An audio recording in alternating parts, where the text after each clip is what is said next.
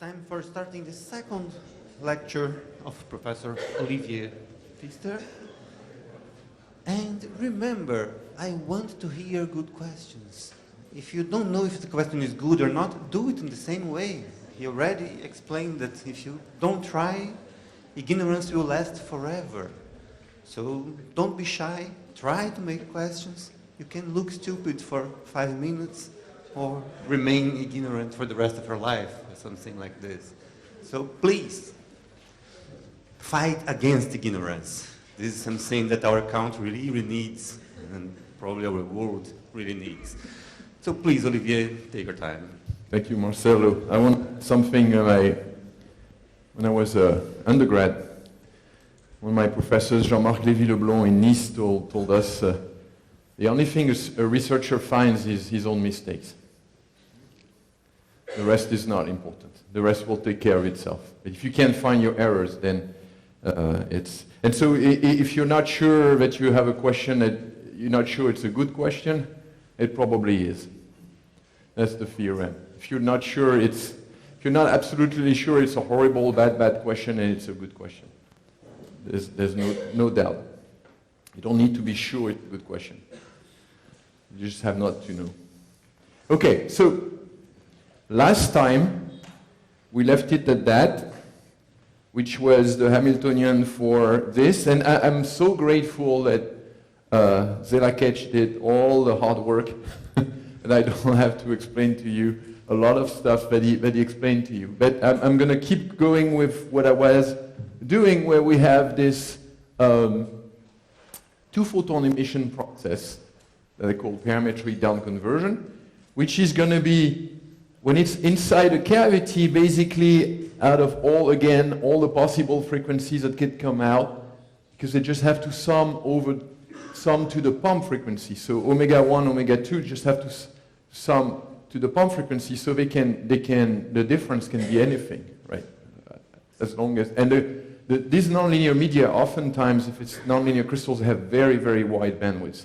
When it's atomic resonance, then it can be narrower, because atomic resonances are narrow, but so this omega 1 can be all over the place. And so if you have a cavity, it filters, gives you only specific omega 1s. That's the comb part I will talk about, probably next time.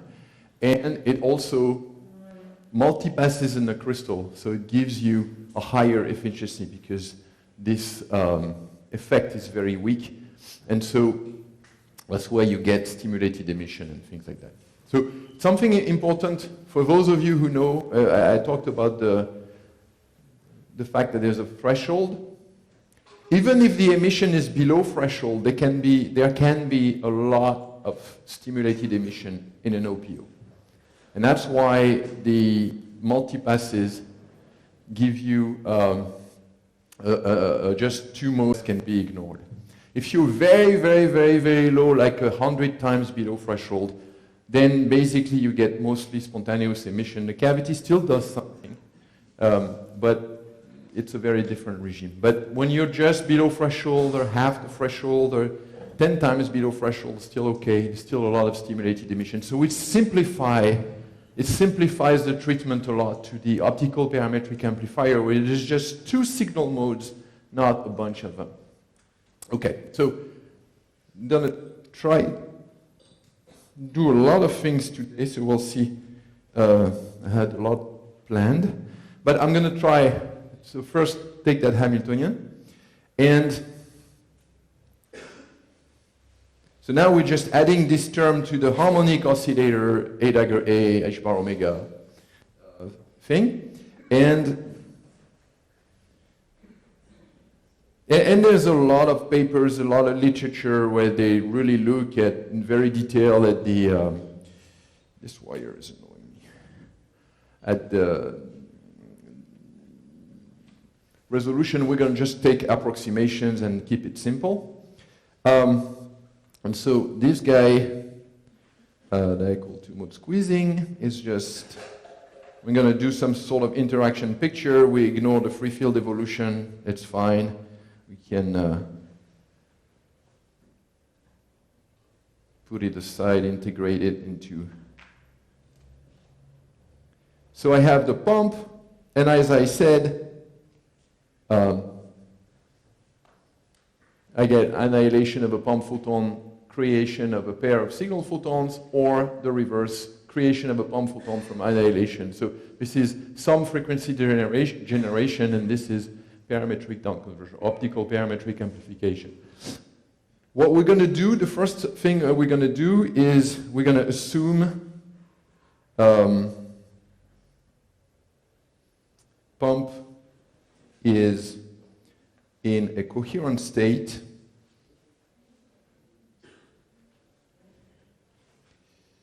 which means it's a classical field.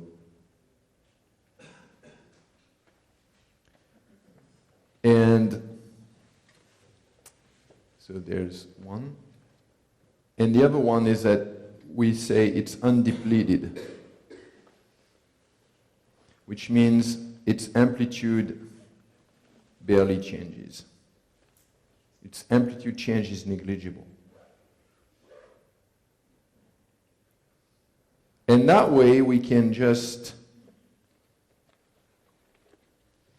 make this AP turn into some alpha P that we even can take real, because it's just a phase choice of the origin of phases, so whoop, it's not going to change anything. And we're going to shove it into the chi and call it kappa. I like Greek letters, as you can say, as you can see. All right, so now the new two-mode squeezing Hamiltonian is this guy, kappa, and I have A1 dagger, A2 dagger, minus A1, A2. And just to make a little remark, that the initial Hamiltonian was a non-Gaussian interaction.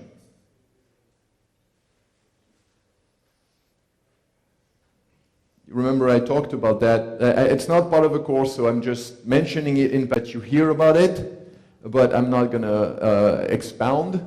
It's non-Gaussian interaction because it had three fields. It's a cubic Hamiltonian.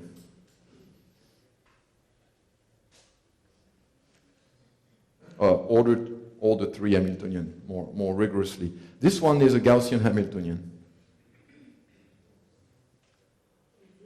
Yes? How can you confirm that this is a good approximation? Like, how do you know? You can look at the pump light. You can measure it and see, whether it's still a coherent state and whether it's depleted or anything. So it's very easy. Below threshold, you can.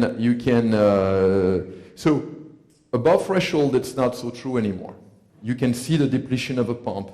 And for example, it's an excellent example because that's the best group in the world at doing that. Paolo Nussensweig and Marcelo Martinelli have shown that above threshold, the pump is entangled with the other two guys. Right? And so this is now a three-body system. But below threshold, it's completely fine. And if you can calculate how many pump photons you burn by creating below threshold light, and it's like, we had this question because we wrote these papers where we entangled a ton of modes, and one of the referees once said, you're going to run out of pump photons with so many modes. And I thought, gee, that's maybe we should look into this. And we did the calculation. The undepleted pump approximation will hold until you reach about the million modes. So it's very safe, but yes. Related to this, your cavity is resonant with omega 1, omega 2, but not with omega pump, or is it? It could be. It could be. It complicates things a little bit, but yeah, it can or cannot be. It's not going to change much in that case. If the pump is considered a classical field. If when you have a weak pump laser, if your cavity resonates, that makes a strong pump field inside the cavity, so it's very convenient to do that. Other questions? Okay, so once I have that guy, I'm going to hit the Heisenberg equations and keep going, right? And what I want to show you is I'm going to solve the Heisenberg equations for the two-mode squeezing, and then I want to do that in a way, it's with a toy model. Then I'll give you the homework that I promised you, which is a fun thing to look at. So I will do the two-mode squeezing solution a little bit explicitly to show you, because I'm introducing some graphical tools, some graph tools that we use for our multi-mode entanglement work. So first I want to mention the case of the degenerate case, I should say.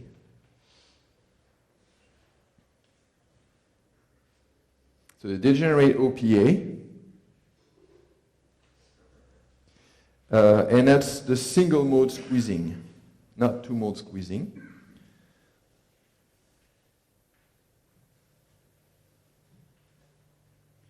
And this is when A1 and A2 are exactly the same field.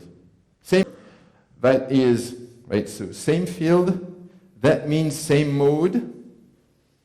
In Zelaket's language, same mode means same frequency, same wave vector, same polarization. Right? When you quantize plane waves, these are the quantum numbers of your electromagnetic field. All these have to be, it's completely indistinguishable, right? So indistinguishable,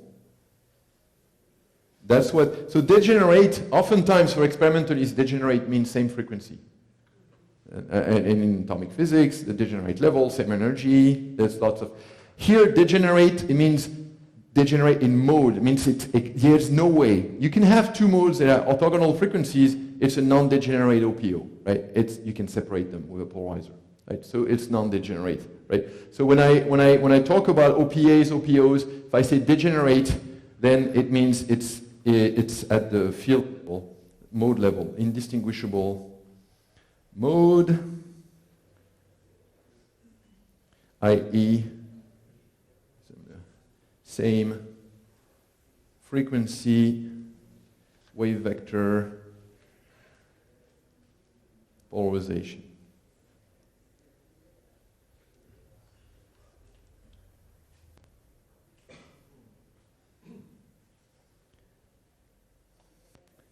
Assuming plane wave quantization to be absolutely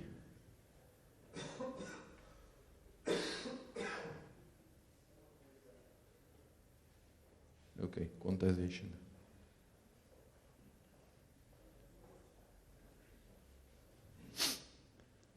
Okay, and then the Hamiltonian is easy. It's just I, H bar. I put a 1/2 to avoid double counting if I, let's just, and I just get this. Right? So I'm going to move that guy a little bit. You can write. So you can use the Heisenberg equation. Did I talk about the Heisenberg equation before? I didn't talk about the Heisenberg equation before. Yes, I did. Yes, I did. Okay. It's there. So you write the Heisenberg equation, you solve them, and then you get the quadrature operators are going to be at time t, q of 0, e to the kappa t, and p of t equals p of 0, e to the minus kappa t. And t is the interaction time. So the average time the field stays in the cavity. There are more sophisticated theories that take into account the cavity. It's called input-output theories that are very, very precise. And I'm just saying, okay, there's a cavity, there's an average time that the light stays in the cavity and then comes out. It's the 1 over the line width. And I'm just going with that. Okay, that works, it's fine. You can do the exact theory, it confirms that result. So I'm going with the simplest toy models. And you see that those fields, and I'm going to go with the fluctuations that Zela mentioned before, those fields have evolved with an exponential, and so time is a finite parameter, really. And so I'm going to call kappa t R. Remember that R, that's a squeezing parameter. So what's the squeezing? Well, I'm going to show you right away. So we take those guys again. So now I can call this guy Q out equals Q in e to the R P.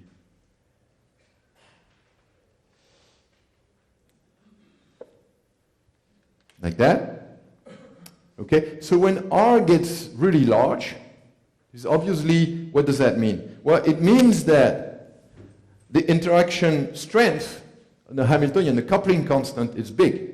So we have a big, strong interaction. So we're emitting photon pairs very efficiently, and this is just reinforced by the time we spend in the squeezer, even if it's direct. Like right now, what I wrote rigorously was a single pass, right? Where t equals 0 at the beginning of a crystal, and t equals t at the end of a crystal, and I've just written a Hamiltonian for that, and I've solved for that. That's what I've done. I'm saying, oh, okay, in a cavity, I get a longer interaction time inside a cavity. This is me waving my hand, saying, okay, this is what exactly, in effect, the result is if you do the exact cavity theory, when you can do quantum optics with an optical interferometer, with mirror cavity and a resonant mode and everything.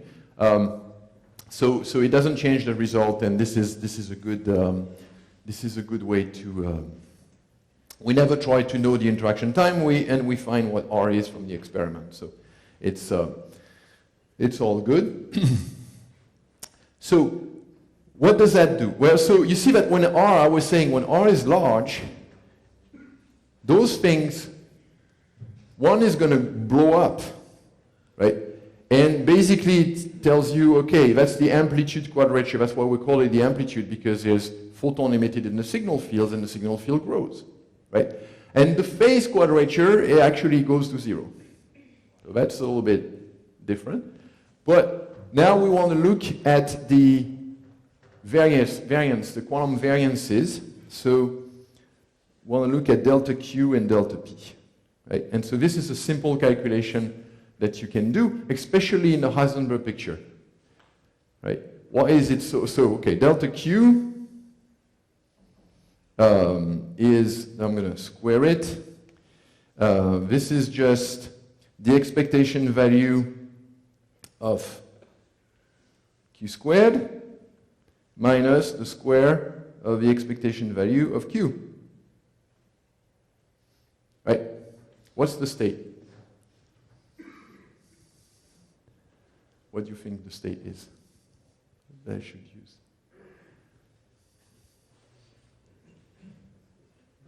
So here's the rule. I start, I have my crystal. Nothing is happening. Turn on my pump laser. Boom. Right? And then I want to know the light that's in my signal. So I've decided, okay, I've written the Heisenberg equations. Right? I'm looking at, now I need a quantum state though, right? And vacuum.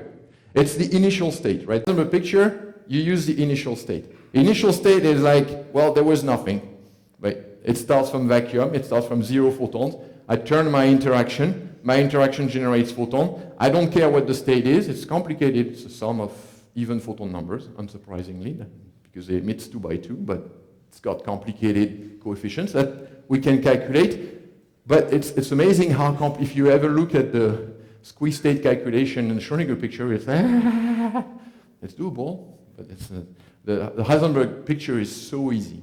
It's like orders of magnitude different in complexity. So vacuum state, right? So the initial state is what you use, is the vacuum state. All right? So then this guy here is super easy because it's exactly like the Fock state expectation values for the amplitude of a field that Zella mentioned. This guy is A plus A dagger, right? Taken between two vacuum or Fock, it doesn't matter because A and A dagger are off diagonal, right? They annihilate photons or they create photons. So the diagonal element in the Fock state basis of A daggers are always 0. So this is 0 plus 0 equals 0.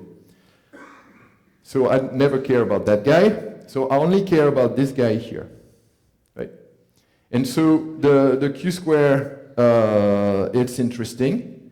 It's interesting to do it once because, okay, so I'm going to take, there's a 1/2 here, and then I have vacuum, and then I have A plus A dagger squared. So it's very simple to do, but it's very interesting because there's A squared plus A dagger plus A dagger A plus A dagger squared between 0. Right? So again, super easy to calculate. I can look at all these terms one by one, and so this guy is gonna turn 0 into what? Into 2, right? So I'll replace just for the harmonic oscillator reminder. I always get this wrong. I hope it's right.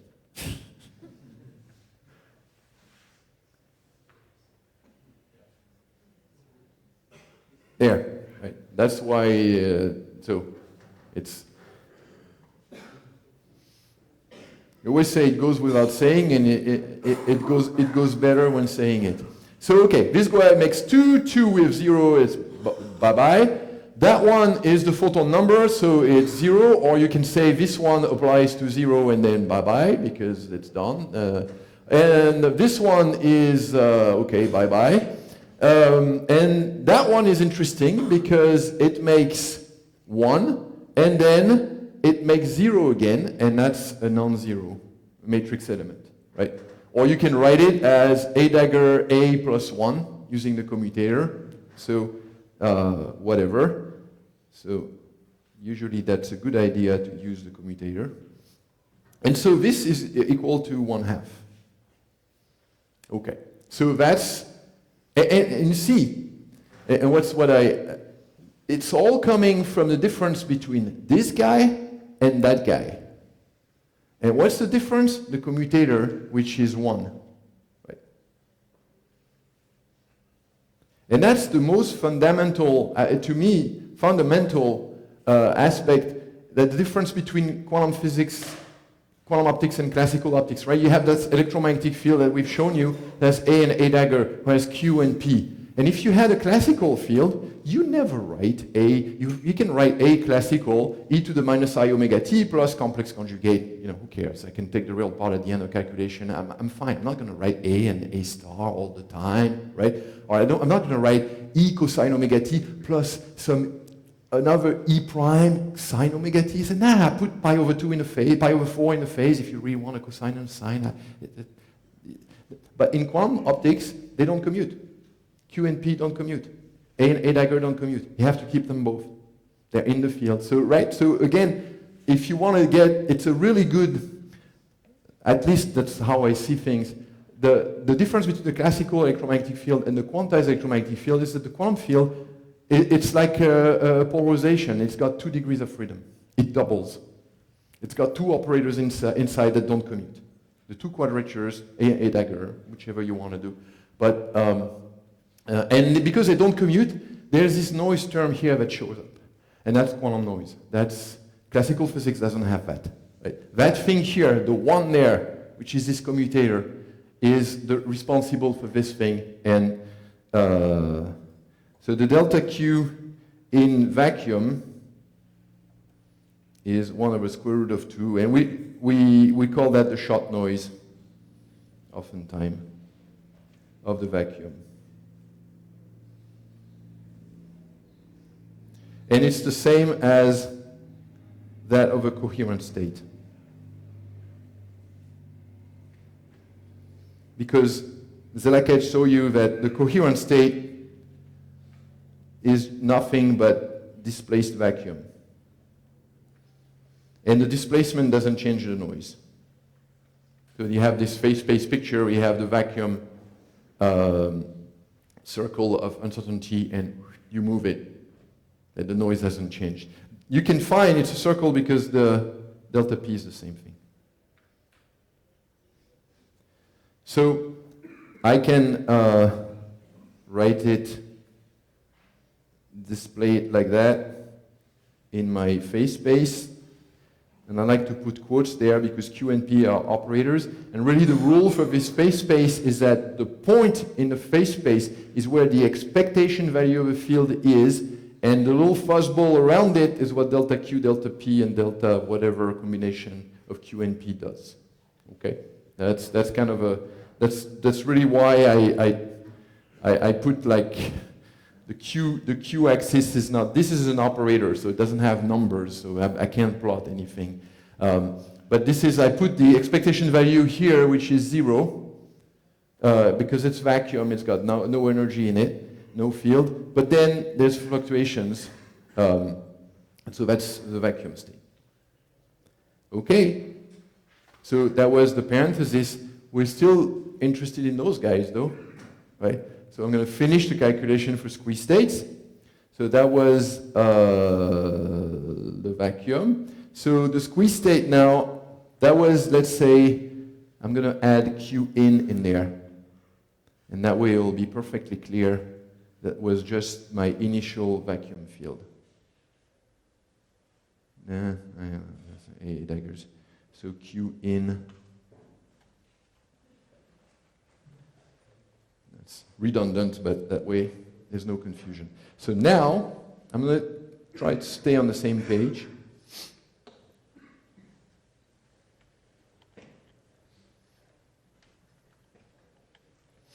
And I'm going to write 0Q out squared 0.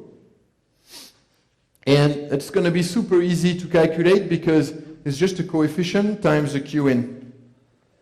So it's going to be immediate. That is just e to the 2r 0 q in squared 0, and therefore e to the 2r over 2. And so the delta q out is e to the r over root 2, and the delta p in, likewise, right? P out, sorry, is e to the minus r over root 2.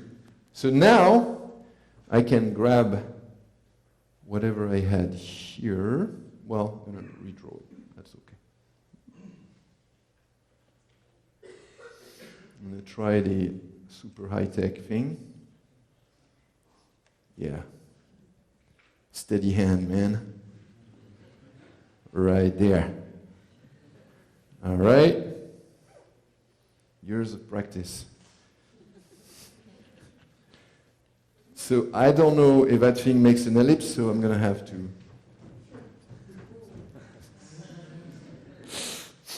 Okay, I'm going to squeeze hard.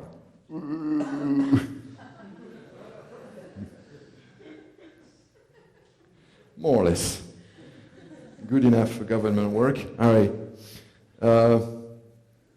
Wait, I'm not a government worker. What am I talking about? Okay, so that's out, and that's out. Right, so that's a squeeze state.